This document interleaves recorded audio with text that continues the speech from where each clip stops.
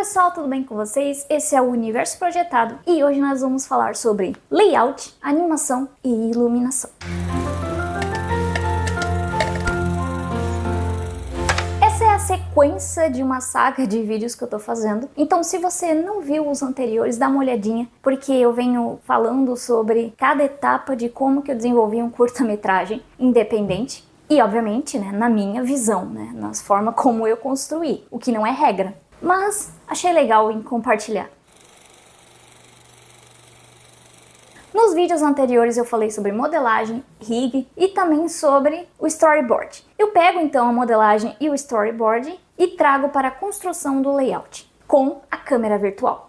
Lhes apresento a câmera virtual. Quando a gente fala de câmera em 3D, basicamente estamos falando de uma simulação. Tudo o que existe numa câmera física, lente, enquadramento, distância focal, movimento, também existe no ambiente virtual. A diferença é que no 3D, a imagem não é captada pela luz, mas captada pelo computador. Mesmo assim, a lógica é a mesma do cinema tradicional. A câmera virtual define o ponto de vista do espectador e influencia totalmente como a cena é sentida. Por isso, no layout de cena, a câmera não é só algo técnico. Ela é uma ferramenta narrativa, responsável por guiar o olhar e a emoção de quem assiste. Muitas ideias podem parecer boas no papel, mas às vezes não combinam tanto quando você coloca na prática. Então essa parte de construir o layout, na visão da câmera, vai trazer para o diretor a ideia se aquilo realmente vai funcionar para aquilo que ele está proposto a fazer e se também o ritmo tá legal, o ritmo que tu colocou lá no Animatic.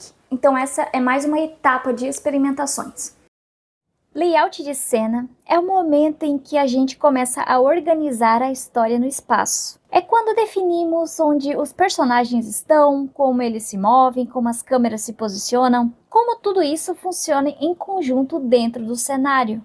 Nessa etapa, o foco é a leitura da cena. Aqui, a minha preocupação foi entender se a ação estava clara, se o enquadramento funcionava e se a narrativa estava sendo bem comunicada, olhando diretamente para a imagem 3D. Me permitiu testar ideias, ajustar o ritmo, composição, movimento, antes de partir para as fases mais detalhadas. Em grande parte, não precisei mudar muita coisa, foram ajustes mais básicos de enquadramento. Já o ritmo exigiu um pouco mais de atenção, porque é uma das partes que acaba sendo mais ignorada.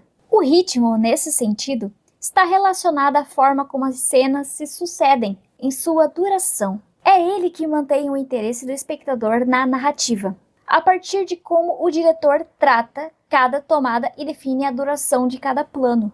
No meu projeto, o ritmo deu um certo trabalho, principalmente por ser a primeira vez que eu transformava um animatic em realidade 3D. Foram 6 minutos de animação, revisando corte por corte, o que foi bem desafiador.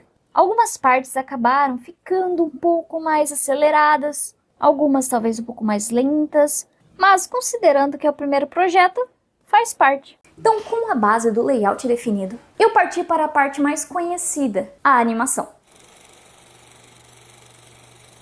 A animação é o momento em que tudo que foi planejado começa de fato a ganhar vida. Como os personagens se deslocam, reagem e se expressam dentro da cena. Aqui, cada detalhe importa. O peso, o tempo, a intenção e o ritmo do movimento, que precisa estar alinhada com a narrativa. Não é só fazer o personagem se mexer, mas entender por que ele se mexe daquela forma.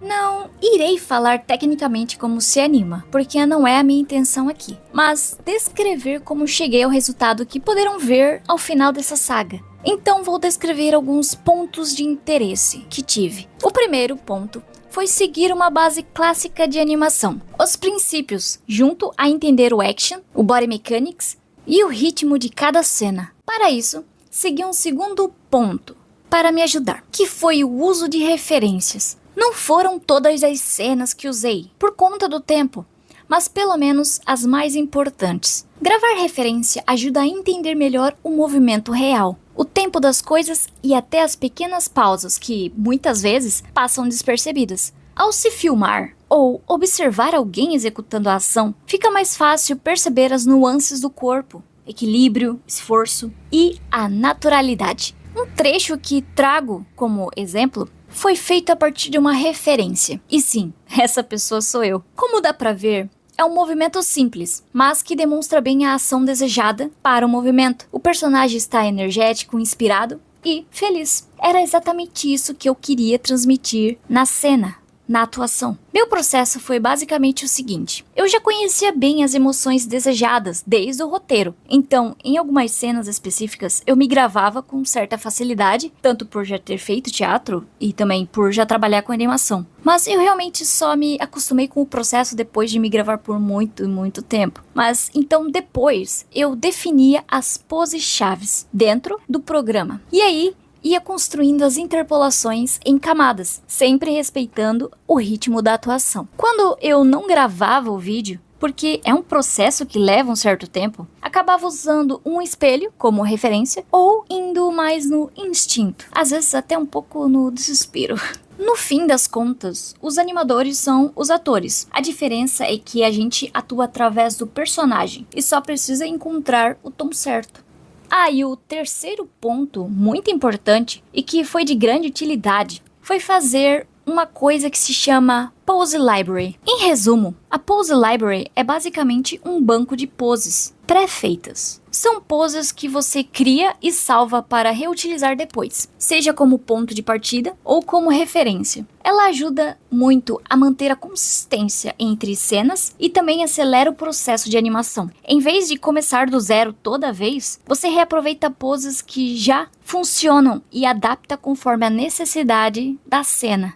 A animação é um processo longo de ajustes de pose, refinamento de transições, timing, correção, testes, sempre buscando deixar o movimento mais claro e mais vivo. Ela é a etapa mais aparente, porque querendo ou não, se você passa por todas essas etapas e a animação estiver travada, ela quebra todo o projeto. Finalizando isso, entre esse e o próximo processo, repassei novamente a maioria do layout da câmera, dando por fim a revisão final. E não sei se já falei nos vídeos anteriores, mas o projeto é todo no Blender, um programa gratuito de animação, o que facilitou bastante e sem maiores gastos.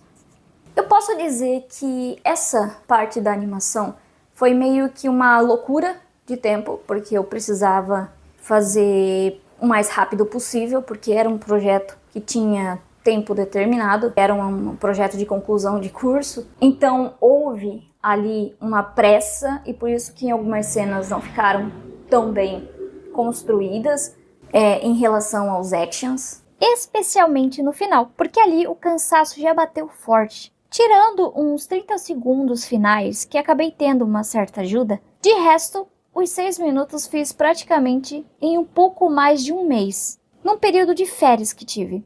Então sim, foi uma loucura que poderia ter dado muito errado. São ossos do ofício e por mais que eu talvez pudesse ter mexido depois com a base de renderização e tudo mais, que é uma das coisas mais complicadas, na minha opinião, principalmente se você não tem uma boa máquina, né, um bom computador para renderizar tudo mais, fica mais complicado e bem mais demorado. Eu decidi realmente manter porque eu não tinha como mexer muito. Mas isso é papo para outro vídeo. Eu esqueci de falar de textura, que acabou sendo feita nessa etapa, entre a animação e a iluminação. Lembra que eu comentei sobre isso em um vídeo anterior, dizendo que o ideal teria sido fazer a parte da textura em etapas anteriores? Pois é, não falei em vão. Pensa no desespero agora. Achei que seria tranquilo resolver a textura nesse momento, e não foi. Mesmo tendo um pouco de ajuda, acabou sendo uma etapa que gerou problemas de tempo e atraso. E atrasou o processo mais do que eu imaginava. É aquela coisa, né? Sempre aprendendo com o presente para não errar no futuro. Textura é onde se define cores, materiais, desgastes e pequenas imperfeições que ajudam a contar a história visualmente. É mais do que deixar tudo bonito, porque no fim, a textura funciona como uma camada silenciosa da narrativa, Ela não chama a atenção sozinha, mas reforça tudo aquilo que a imagem precisa comunicar.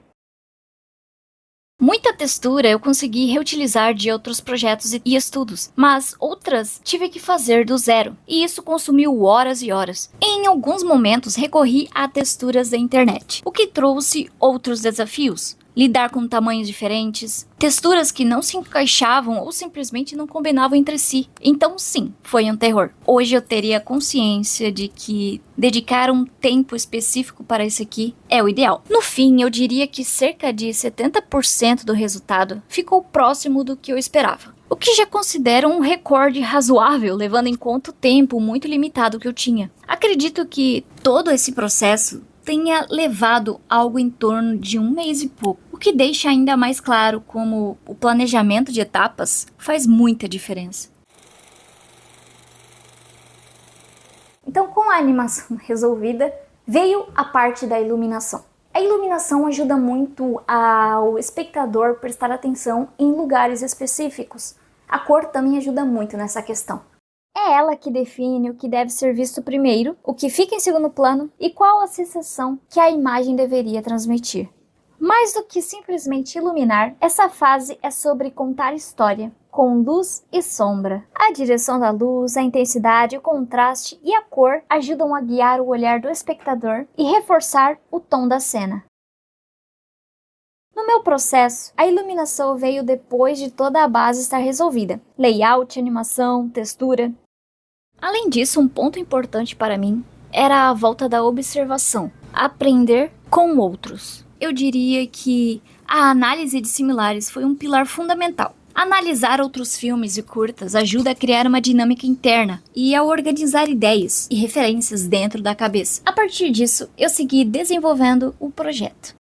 Esse é o mapa do curta, com todos os cortes. Aqui é possível visualizar a dinâmica que eu construí. A luz segue um padrão, dando destaque ao que é importante e reduzindo a iluminação em momentos bem específicos da narrativa. E trabalhei nesse ritmo até o final. Mas é justamente aqui que entra outro ponto importante, e que eu acabei não percebendo na hora. Dentro dos softwares, existem vários tipos de luz, cada um com seu comportamento diferente. O que eu não considerei inicialmente foi o reflexo dessas luzes nos olhos do personagem. Como não conseguia ver a luz em tempo real, nem num tamanho que eu pudesse perceber detalhes, acabou passando despercebido. Nesses momentos é bom ter um olhar de fora, pois quando você está no meio do processo, pegando fogo, acaba não percebendo os erros.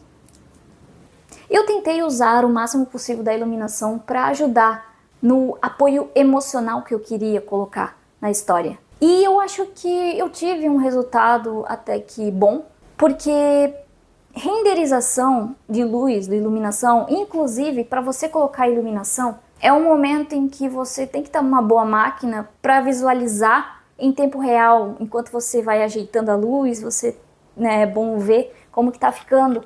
Só que meu computador não ajudava muito, então foi uma questão bem mais complicada de se lidar. Por isso que tem alguns certos erros que eu percebi depois da renderização, mas renderizar é um processo, né, grande, tem que ter uma boa máquina e tudo mais.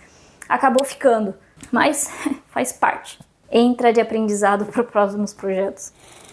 Essa etapa foi de muito aprendizado, né? Eu achava que seria tranquilo, eu falo isso em todos, mas eu acho que quando a gente está aprendendo, tudo fica nebuloso, mas quando a gente conclui, a gente percebe que a gente tem uma evolução pessoal, querendo ou não, a gente acaba tendo e vê com mais facilidade as coisas que a gente pode errar. E é bom quando a gente aprende em projetos assim, porque a gente não tem tanta, digamos assim, responsabilidades tão grandes com indústria e tudo mais, mas ainda assim ver um resultado desse sendo de baixo orçamento, não tendo condições de tempo nem nada desse tipo, mostra como que, sabe, querendo ou não, a gente tem uma certa evolução e a gente consegue fazer coisas que nem imaginava, que pode ser 6 minutos, mas é gigante, né, quando você tá fazendo, é enorme, né. Imagina coisas maiores. No próximo vídeo eu vou falar sobre a renderização e a parte sonora, né, do Foley, da música e tudo mais. E vejo vocês na próxima, né? Espero que vocês tenham gostado, curtam, compartilhem e vejo vocês lá.